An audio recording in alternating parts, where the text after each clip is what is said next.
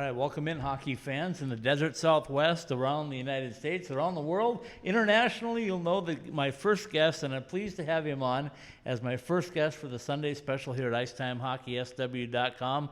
HIROKI Wakabayashi is with me from Japan, who is now a Chandler resident, working here at Oceanside Ice Arena where we're visiting today. But HIROKI, first of all, welcome in and tell me a little bit about what it's been like for you this summer. I think it's been your busiest summer ever, right? Yeah, busiest spring and summer ever. Yes, I started out my camps in Japan April 4th or something like that. Okay. So I was in Japan for 7 weeks and I had 8 camps in 8 different cities. Right. So I started out the camp in Japan, like Northern Island, Hokkaido. I went there actually twice, and I went to like tropical Southern Island called Okinawa once. So I've been around Japan for, I was just running around Japan. That's what I did for the spring part. Then I came back to US and I went to Denver, Colorado for a kind of a hockey goalie coaches conference type of thing. Then I spent a week there, came back here and joined Boris Doroshenko camp for 4 weeks. Then I flew out to Prague, Czech Republic, to work with Francois Rel. That's my mentor coach, the goalie coach. Then after that, I had a little vacation with my wife in Spain from there. So can't complain with that, right? That was the only vacation I had so far. So, and I flew back to US and I went to North Dakota for 1 week for my camp. Then I flew to, where is it? Stockton, California. Right. For the residential camp. So that's what I did. Then now I'm back here and I have 3 more camps to go. Okay, so for those that don't know, I've had you on a couple of different times because I like visiting with you with your knowledge of goaltending and all the things that are going on. But your full-time gig during the hockey season is right here at Oceanside, isn't it? Yes, that's going to be my job again. I work with DYHA Junior Sun Devils again this season as a goaltending director. But it's not just goaltending for you, is it? I've seen you on the ice doing all kinds of stuff, working skating, different things like that. So although goaltending is your specialty, you still like to do some of the other stuff as well? Especially when I'm back in Japan, I have some skaters camp as well. And actually the one I just had in Stockton, California, I was like a head instructor for the skill development program for that summer camp. So yeah, I enjoy both. I enjoy doing both actually. Okay, so tell me a little bit about you. I know it, but the people out here might not know it. How did you get interested in hockey? How old were you? What drew you to this sport? Well, first of all, I'm from Japan originally, and yeah, we do play hockey in Japan. Then I'm from Osaka. Let the word out, right? Yeah, that's it. Yeah, and I'm from Osaka, Japan, which is the southern part of Japan. So hockey is not popular. Right. But somehow I live close to the ice rink, and I found the sport. That's how I started. Then I played till college days in Japan. Then during my college days, I started working with Francois Rel, my mentor coach, because Japanese Hockey Federation back then, they had a Nagano Olympic project. So they brought him in for the summer camp. Then back then, my father was working for the federation. So he recommended me to go there for the interpreter job. So I took it. And, after very good time with my mentor, Francois, I kind of getting interested in coaching. So that's how I started. So why goaltending? What was goaltending the first love, or was it just the sport of hockey for you? Well, first of all, I'm not a goalie. I am not a goalie. So, actually when my father recommended me to be a interpreter for Francois, I'm like, why I have to do this? I don't even play goals. So I don't have any knowledge. So my father gave me like a couple of VHS video about goaltending, and you can get the basic knowledge here. Okay, I saw it.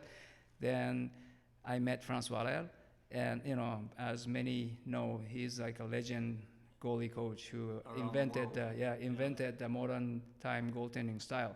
So everything he said is like completely different from what I saw in VHS video. I'm like, what is this? So after a couple of conversations with him, I found out like, okay, you know what, this guy is genius. So for me, it was actually easier to understand what he's saying because I had no goaltending background. So, I got nothing to against. because back then, butterfly style was not popular at all. So everyone was kind of questioning in Japan, like, okay, maybe it's not good for Japanese people who is shorter than, other like North American people. So not many people actually accepted his theory. But for me, it makes sense because I had no background as a goalie. Like, okay, this makes sense. Let's try. Right. So to me, that was the starting point. So like I said before, I am interested in all kind of coaching for hockey in general. But for specialty, I think it's still goaltending because I learn from the best and I apply a lot of stuff from him. So. And then I know when you came over here to the U.S. and probably in Japan as well, you hooked up with Boris Dorozenko, and you and Boris have worked together for a few years now. I mean, that's where we met a couple, 3 years ago. But tell me a little bit about working with Boris and his specialty. We know is the power skating and learning skating skills, right? Talk a little bit about working with Boris and how important that is for all skaters, but goaltenders as well. Yes, I think I've been so fortunate to work with the guys like Francois Rel and now with Boris Doroshenko, who is like an innovator of a totally updated version of the skating for hockey. So obviously skating has been the most important thing in hockey for years, but especially nowadays, the higher level hockey like NHL, it's all about skills. Yes. Like 20 years ago, it's all about the strategy, like, left ring lock, whatever thing it is, neutral zone trap kind of thing. But now it's pretty much gone. Of course, there are still strategy, but skill is the king of the game. And he's ahead of his time. So, I've been learning so much from him. And also for goalies, it used to be just T-push and shuffle. That's all I did for my goalies. But nowadays, you have to be the best skater. Now, it's been said that, but goalies been just trained for like T-push and stop and shuffle. Yeah. That's all. So now I found really something else to, for a goalie to become so much better skater, so they can fit into like quick pace game in modern hockey. So I think it's been very, very beneficial for my goalies to work with Boris Doroshenko and for myself as well. Okay, let's take a quick break and let's come back and let's talk a little bit about some of the stuff you've been doing on the computer, because I've seen some shot chart analysis and some different things, and I want you to tell everybody out there exactly what you do with that and how beneficial that is, okay? Yeah, thank you. We'll be right back.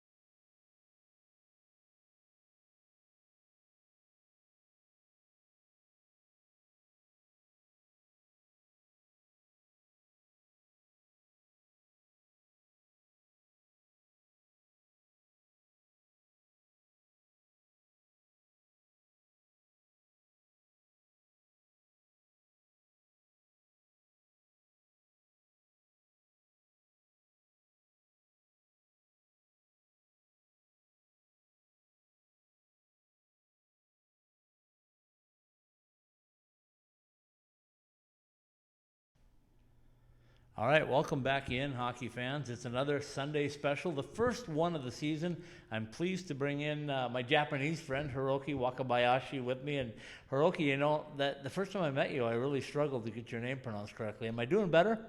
You're doing perfect. Oh. Yeah, the next step is to write my name in Japanese letter. That's your homework. That's going to be my homework. Yeah. All right, speaking of homework, I know that you spend an awful lot of time on the computer analyzing things, analyzing goaltending, shots, all different kinds. Tell us a little bit about how you got interested in doing that and the benefit of doing that for goaltenders. Well, the statistical analysis has been in hockey for actually a long time, but nowadays it's becoming a trend, and all the NHL teams and even the lower level minor pro or junior league start hiring like a video breakdown guys and the analytical guys. So I kind of got interested in. But the first time I was exposed to analysis is actually again Francois Lel. Okay. It was like 40 years ago. Back then, hockey analysis was nothing. But he started taking all kind of stats, like from where the shot's taken and which part of the net is scored the most. That's part of the big reason he started out the butterfly style, because the lower part of the net is the most scored area. So I got interested in first, like maybe 20 years ago, and now it's back because it's becoming a trend. And in order to explain my theory to goalies or even the skaters, I have to back up my theory by my stats. I didn't want to do like I believe this theory because someone said that. Right. I wanted to say like I know this works because statistically this is that and that. So I had to back up my theory. So that's the reason I started dive into it. When I see your stuff online, I know you do a lot of stuff, and I have to hit translate button sometimes because you do a lot of stuff in Japanese for me. So, but I like to see that because it tells me that hockey's growing all over the world. And statistically, as we look like specifically in the NHL right now, there's a lot of really tall, big goaltenders. Mm-hmm. Arizona State right now, the Sun Devils have a range of goaltenders. They've got a very big goaltender, they've got a medium-sized goaltender, and they've got a smaller goaltender who's very quick. But what's the difference, really? Is there a better goaltender, size-wise, or not? It is my belief that bigger is not always better. Right. Because if you look at the history of NHL, not many goalies over 6'5", 6'4", or taller are really successful in NHL. Right. Yes, because sometimes if you're too tall, it's gonna be against you.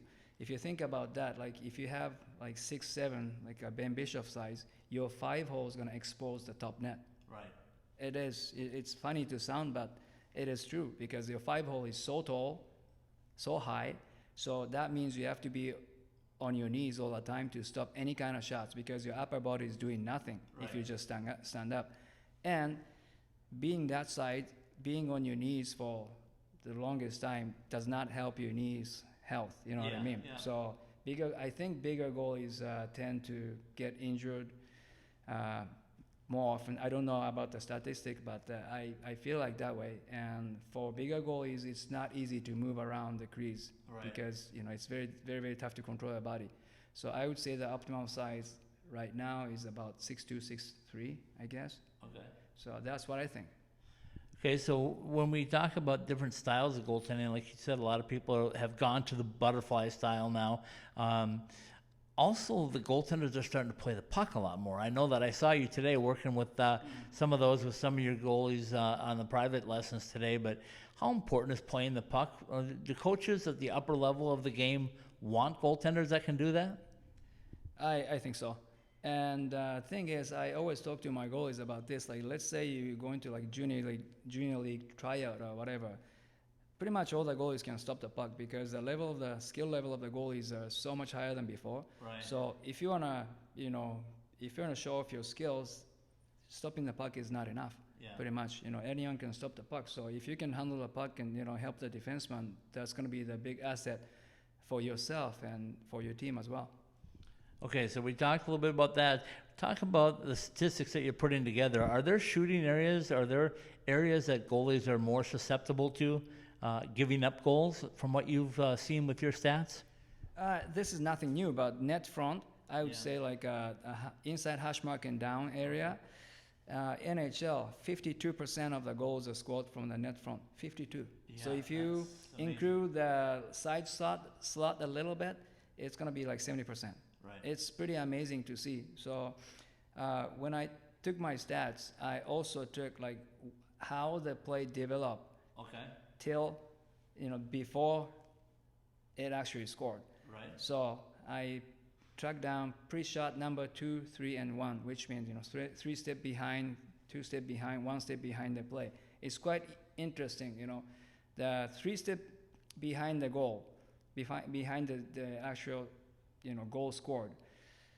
Pucks are coming around from like the rim of the rink. Okay. It's pretty interesting. So like a corner battle, board battle kind of thing. And pre-shot number 2 is getting a little bit inside of the slot. Pre-shot number 1, getting close to the shot slot, and the shot itself is right in front of the net.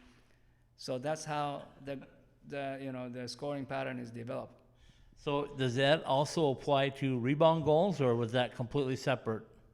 A rebound, I have another stats. Okay. Yeah, and of course. You did. Yeah, rebound, I have another stats, and of course, the net front rebound is the main resource for the goal that's scored. Okay. For sure. Yeah.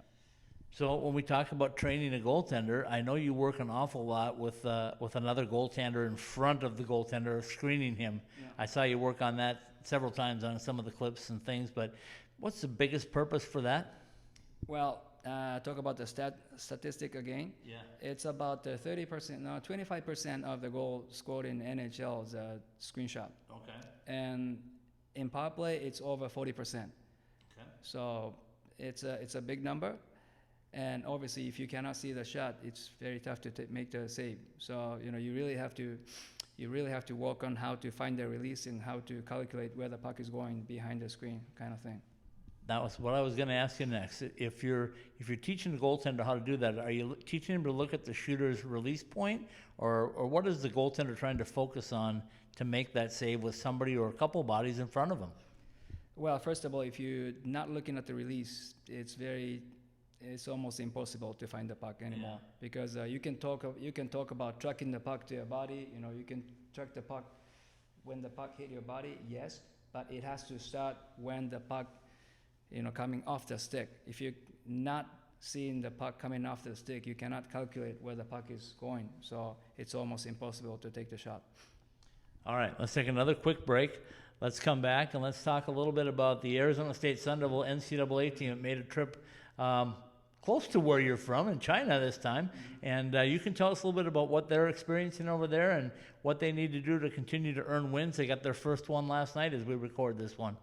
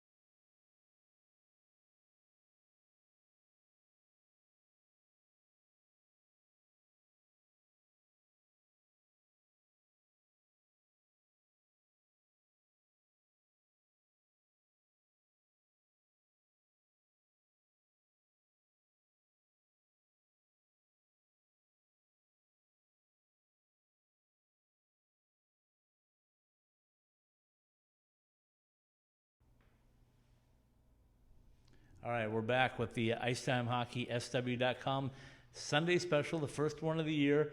HIROKI Wakabayashi is with me. He's threatened that I have to spell his name out in Japanese. I'm going to have to study on that one for a little bit. But HIROKI, it's great to have you in.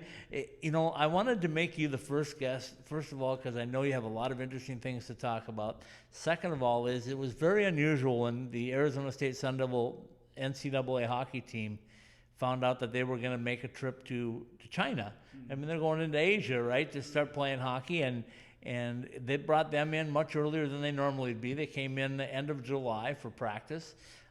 They're over there now. They won last night against a KHL team. I believe they've got 3 more games against VHL teams. So can you give us a little background on KHL, VHL, what it all means to Americans over here versus Japanese, Chinese, Asian players? Well, KHL is basically like NHL in North America, so it's a European version of the top league. And VHL is just below KHL, so it's like farm teams, trying to send the guys up in KHL. So that's how it works. So those players can be from all over the world, though, correct? I mean, they draw players from everywhere, or are they all pretty much Asian and European players? Well, first of all, we only have one KHL team in Asian market as of now. It's in Beijing, and Okay. VHL. I heard a couple of teams in northern China, maybe Harbin and Chichiharu, I guess. Then, and they're coming from all over places. Like, of course, they're coming from Russia mainly, and former Soviet Union countries for sure. Then some guys are coming from Scandinavian countries like Sweden, Finland, and many North American players like ex-NHL guys that end up going to KHL. So it's a pretty high-end league. Well, Arizona State benefited a little bit by having their only Chinese-born player in Peter Zhang, who is on the roster, and apparently the arena that they play at now is about 10 minutes from his hometown. But so he was giving the guys a little insight about Asia and what it was like. But what can the guys expect over there? Is the hockey different? Is the hockey the same? I mean, we know obviously the culture, the food, all of those things are going to be a little different. But how's the hockey in comparison to what you see here in North America? Well, hockey has been in Asia for actually a long time. Like, I'm from Japan, and Japan has almost like 100 years history of playing hockey, and China is not too behind. Right. The level is not quite good yet, but we've been playing hockey for a long time. And newer countries are, becoming hockey countries too. Like, actually next week I'm going to Bangkok, Thailand to have my goalie school there. And when I had my goalie camp in Japan, I had students from Malaysia. Okay. And they're not bad at all. I mean, hockey is everywhere now, and including Asia, and of course, infrastructure. That having a ice rink is not easy for some countries, so yes, that's a struggle. But I know China is putting a lot of money to host the Olympic, and also bump up some winter sports program. So I think they're going in a very good direction, and the future is really bright for them. What is the style of play like? Is it fast, physical playmaking, or is it a lot more physical than you would expect? Well, I don't really know about how they play nowadays, right, because I didn't really go to mainland China. I was coaching in Hong Kong for a couple of years, so I kind of know what's going on in mainland China, but they had back then, like 20 years ago, they had a lot of influence from Russia or Czech or former Eastern European countries. So they are more like a passing-oriented team back then. But I'm not quite sure because there are so many North American coaches out there nowadays. So maybe they switched to like North American style. I think so. Okay, so tell me a little bit. You mentioned it a little bit. You're on your way to Thailand. So tell me how your schedule sets up. How do you set everything up? How do you find locations? How do you make your travel plans? So sometimes I feel like I'm doing a travel agent for myself, and and myself and other people like Boris Doroshenko, when they come to Japan, I have to do all kind of flight scheduling and hotel reservation and stuff like that. So actually, I have 3 more camps to go till the end of the summer, and after that I started coaching here. But at the same time, I have to start scheduling myself for next spring already. Yeah. So yeah, I have to start calling people like when, if they want to repeat the same camp again, or if they want to start new one, and sometimes I just, all of a sudden, just like the Thailand job, they wanted me to over there for a couple of years, but it didn't happen. But somehow they decided to do it this year. So okay. I try to fit into my schedule because, I only have so many days off right now. So scheduling is very tough. And so, like I say, I feel like I'm doing a travel agency for myself. We were talking a little bit off camera, joking but not joking about the pain of travel as well, right? I mean, the back starts to ache a little bit, the body's a little sore.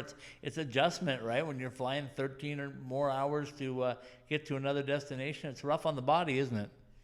It is tough, and to me, anything after 10 hours, the clock stop ticking.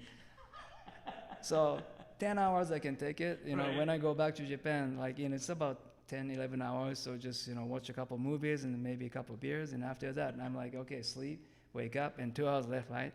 So I did the same thing when I flew out to Hong Kong from Detroit. It was 15 hours flight. I did the same thing, and I woke up and check out the clock and saying 8 hours left flight.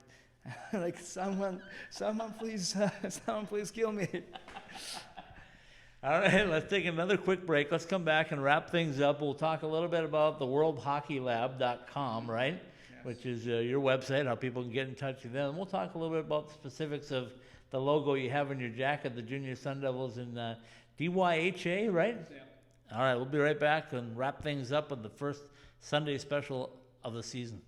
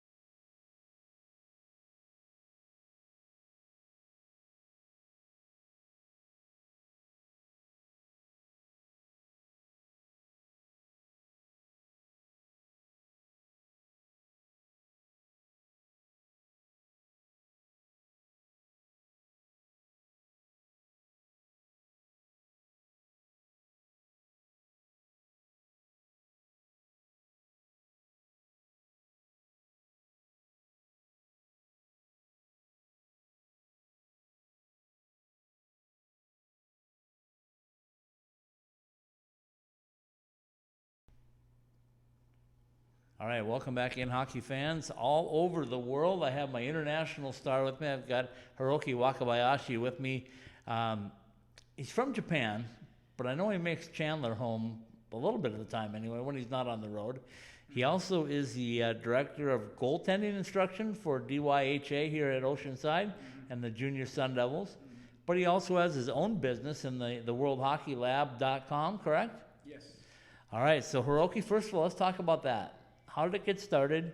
How has it grown? What's happening? How do people get in touch with you? What kind of camps do you run under that label?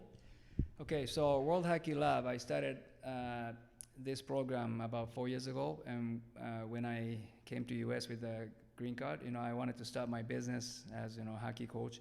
So that's how I set up. But before that, I have a long history of running my own business in Japan called Hockey Lab Japan. Okay. So I kind of tweak a name a little bit, so it's going to be, sounds a little more worldwide project. Well, it is. You are worldwide, no doubt. Yes, so that's what I try to do. So I run my camp under the name of World Hockey Lab. So it's been I've been doing that camp in North Dakota, Fargo, and I just started my own camp here in Oceanside starting tomorrow, August 3rd. Okay. Yeah.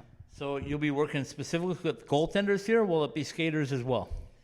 This time it's going to be specifically for goalies. I have 35 goalies from around the valley, and I know one goalie is from Colorado. Where's the biggest one? I'm guessing it's probably North Dakota, because I know you spend a lot of time up there, but where's the biggest number of players you get in your camp? In US, North Dakota, I have 2 classes, and it's the same. It's about the same number, 30 something. And here, it's I just started, but I got 35 goalies, so it's a good start. Yeah. So yeah, when I do the camp in Japan, it's the same thing. Everywhere I go, I got like 20 to 30 goalies, or sometimes 40 skaters and stuff. So it's kind of growing. So tell me how difficult that is to give individualized type attention to that many players. You have to kind of spread yourself out, don't you? Yes, but when I run the camp like this, especially here, from tomorrow, I hire some assistant coaches, and pretty much my former students, they came help me out, and especially for the younger group, I need a lot of assistant. So, and when I work with goalies in Japan, I usually hire the professional guys that I work with. So they're gonna be my demonstrator / assistant coach. So I need some helping hands for sure. Right. But at the same time, I need to make sure they know what I try to do. So I usually pick my former students, so we're gonna be on the same page. I think it's very, very important for the kids to, hear the different voices, but at the same time, you need to keep the same ground. Yeah, absolutely. Okay, so tell me a little bit about a typical camp. Let's talk about this specific camp for goaltenders right here at Oceanside. What's it look like? How does it start? How does it end? What happens in between? Okay, so my regular camp like this, the goalie camp like this, is going to be consisted from 2 part on ice and video part.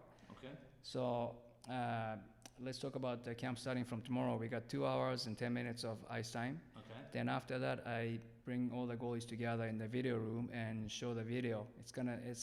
It's not gonna be about how they play. It's about like how the elite level goalies, like NHL guys, are playing. I edited all kind of videos so they understand the theories behind behind what I do on the ice. Very good. Yeah. Okay, so then you get done with your camps and you get to what I call your full-time job, because you spend an awful lot of time during the hockey season right here at Oceanside. Talk about that job, and first of all, how you got involved with DYHA and the Junior Sun Devils, and what your plans are for this year. I used to work with Junior Coyotes, and last year I got a call from DYHA to become the director of goaltending here. So I like the idea, and I like the direction they want to do. So I took the job. And the main thing about being a goaltending director is not just about being a goalie coach, like who's coming up for like first 15 minutes of the practice. So now I can schedule and allocate ice time for goalies. So they got enough ice time every week, and pretty much, every week they have about 1 hour to spend specifically goalie drills with me. So for me, that is very, very important. As you look now in the past, you've had a few years of being around these guys. How much has it grown, and how much better have the players gotten in your estimation right here in the Desert Southwest? I think goaltending in the Phoenix area or Arizona area in general is getting so much better now. And we have high-end, obviously, NHL hockey players coming out from Arizona, but not quite yet for the goalies. But I think the time is coming very soon. Not just me, but there are many very good goalie coaches around the valley, and them and the club, I think, finally start getting to the good direction of developing goalie by the club, not by like individual goalie coaches in lessons, because in the goalie lesson you can only do so much, because you can only spend like maybe 1 hour maximum with your private goalie coach, but you stay on the ice like 4 times a week with the club. So I think it's getting to the right direction. Club has to be responsible to develop the goalies, and I think we're in the really good direction, and the future is bright. Okay, let's wrap things up by you tell me, I'm guessing I know the answer to this, but I'm going to ask it anyway. If you have somebody that wants to play goalie, I'm going to guess you encourage them to do other things, play other sports as well, maybe skate out, do some different things to be well-rounded, or do you prefer to see them just put the pads on and stick in net? Please skate out first. So I am a big supporter for especially my age players or hockey players to skate out first and try out goalie maybe a couple times a season before they decide to become a full-time goalie. Because skating out, is a really, really big part of goalies to obtain a proper skating ability, and I think athletic ability in general as well. Because if you think about putting the pads, full equipment as goalie when you're 6 years old, they cannot move. Like they cannot. It's like having like iron barbells in both hands and trying to run. It is not realistic, and you cannot force the kids to do that, because first, it's not going to be fun at all. And second, you're not going to get better. So I really encourage the kids, like even like squirt age, maybe 10 years old, to play out.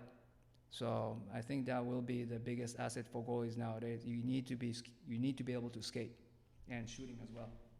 Hiroki, I thank you so much for spending time with us. I know you're a busy man, especially this time of year, and we'll be out to see your camps, and I always get a chance to duck in when you're here at Oceanside. So thanks again for everything that you do. Thanks for being a part of hockey in the Desert Southwest, and more importantly, thanks for being our first guest on the Sunday Special. Thank you very much.